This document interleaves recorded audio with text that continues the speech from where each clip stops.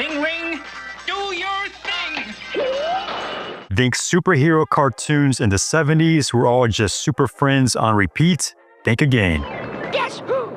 Beneath the capes and catchphrases were some truly bizarre, bold, and brilliantly bonkers animated adventures. Some that time forgot, and others that maybe shouldn't have aired in the first place. A living legend's work is never done. Today we're diving into some underrated superhero cartoons from the 1970s that brought justice, robots, space lasers, and more than a few questionable sound effects to Saturday mornings.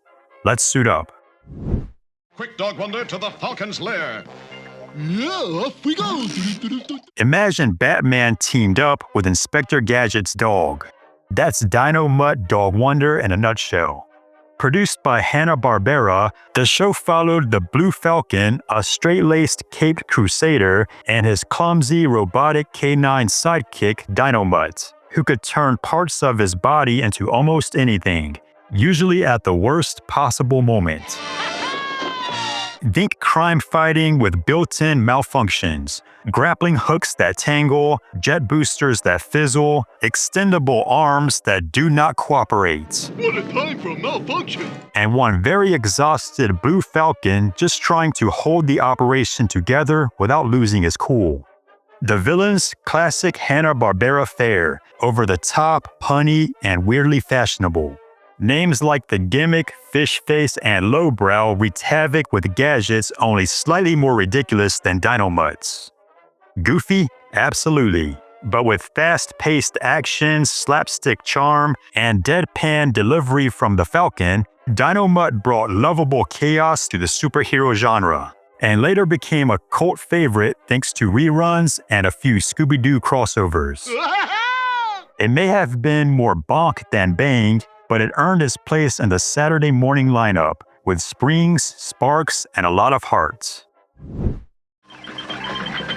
No fair, Batman! No fair! Holy nostalgia, Batman! This 1977 animated series reunited Adam West and Burt Ward as the voices of Batman and Robin. And honestly, it felt like the live-action camp of the 60s never left. Same dramatic delivery, same bat puns, same delightful absurdity. Dish me up some of that, will you, Robin? Alongside the dynamic duo were Batgirl, Alfred, and the wild card of the group, Batmite, a floating, fifth-dimensional Batman superfan with magic powers and no chill whatsoever. He meant well, but usually made things worse. Think of him as the original chaotic fanboy. Earthquake! Earthquake! The plots? Wildly weird. Think time travel, alien invasions, and Batmite trying to prove himself by making everything worse. But the voice work from West and Ward gave it that goofy, earnest charm fans still love. And the soundtrack went harder than it had any right to. It was campy, colorful, and completely committed to its Bat brand. And honestly, we're all a little better for it. The greatest team the world has ever known, the Space Sentinels. Before the Super Friends were solving space crimes, the Space Sentinels were already patrolling the galaxy in ancient glory. This Filmation deep cut featured 3 immortal heroes, Hercules, Mercury, and Astrea, plucked from ancient Earth and reprogrammed, yes, reprogrammed, by a talking supercomputer named Sentinel-1 to defend the universe from evil. Okay, everybody in. Hercules brought the strength, Mercury had the super speed, and Astrea was the brains and telepath of the group, with a spaceship and fashion sense that absolutely screamed Saturday morning chic. There were shapeshifters, galactic battles, moral lessons, and that unmistakable Filmation vibe, stiff walk cycles, intense close-ups, and a synth-heavy soundtrack made entirely of whooshes, zaps, and reverb. Bonus points, Astrea was one of the first black female superheroes on American television. A trailblazer in a spacesuit, saving the galaxy one recycled animation cell at a time. Before the Spider-Verse, there was Jessica Drew, Spider-Woman, starring in her own Saturday morning cartoon back in 1979. By day, she was the editor of Justice magazine. By night, a spider-powered superhero with a stacked skill set: wall crawling, venom blasts, super strength, and even spider telepathy. Because in the 70s, one power just wasn't enough. The animation came courtesy of Patty Frayling, complete with dramatic voiceovers, looped action shots, and a theme song that sounded like James Bond met Studio 54. The show only ran one season, but Jessica held her own, with webs, wits, and some of the weirdest villains this side of a lava mummy time machine. If only you were not so ugly. This version of Marvel's First Family ran for just one season, but not because it lacked flair.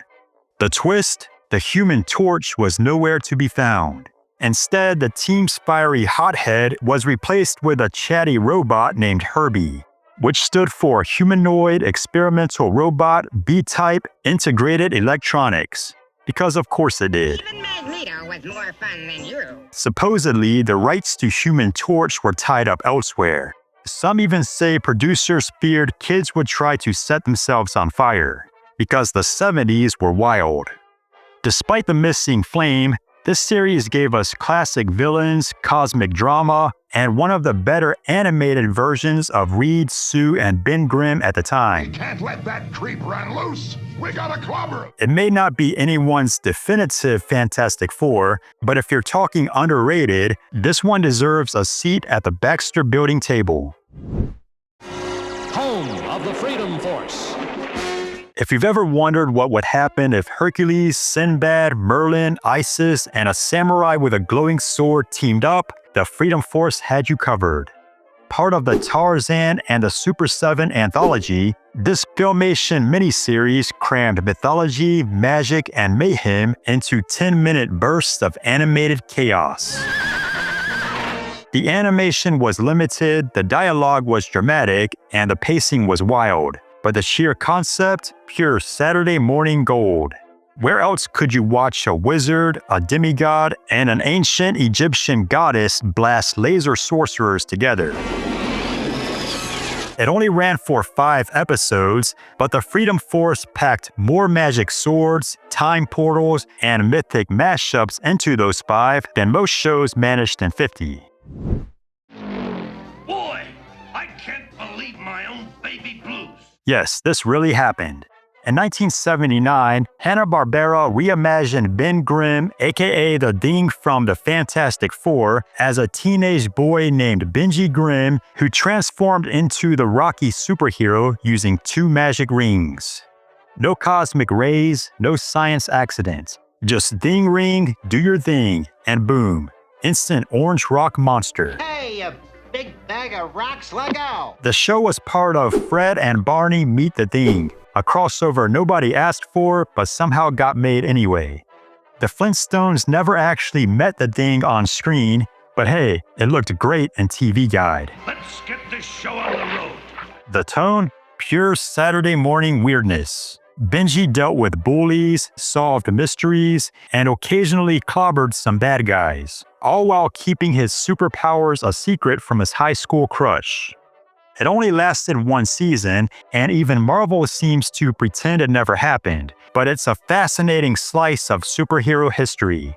A show so strange it literally rocks. Web Woman battles evil in all its many forms. Web Woman. Long before Spider-Gwen or She-Ra, there was Web Woman, a bug-themed secret agent turned spacefaring superhero who deserves way more recognition than she ever got. Part of Tarzan and the Super 7, Web Woman followed Kelly Webster, a NASA scientist who rescued an alien and was gifted a glowing ring that gave her powers over insects, webs, and just about anything the writers could dream up. Hear me and obey. Her mission? Protect Earth, and look stylish doing it. She fought bug monsters, cosmic villains, and alien invaders with the help of Spinner, a squat, furry alien sidekick who looked like he wandered out of a cantina scene from a B-movie. Webwoman's powers were a mix of sci-fi and nature magic. She could command insects, sling electrified webs, and fly around in a bug-shaped spaceship. The animation was peak Filmation, stiff but colorful, with dramatic narration and just enough sparkle to make you overlook the budget. It only ran for a handful of episodes, but Webwoman was one of the earliest female superheroes to lead her own animated show. Underrated? Definitely. Forgotten? Not anymore. There you have it, 8 superhero cartoons from the 1970s that deserve way more love than they get. They were funky, they were fearless, and they were packed with enough laser blasts and talking animals to fuel a decade's worth of lunchboxes. Which one was your favorite? Which one left you saying, wait, that wasn't just a dream? Drop it in the comments. Please like the video if you remember theme songs with way too much trumpet, and subscribe for more forgotten gems from TV's weirdest vaults. Until next time, activate your ding rings and stay animated.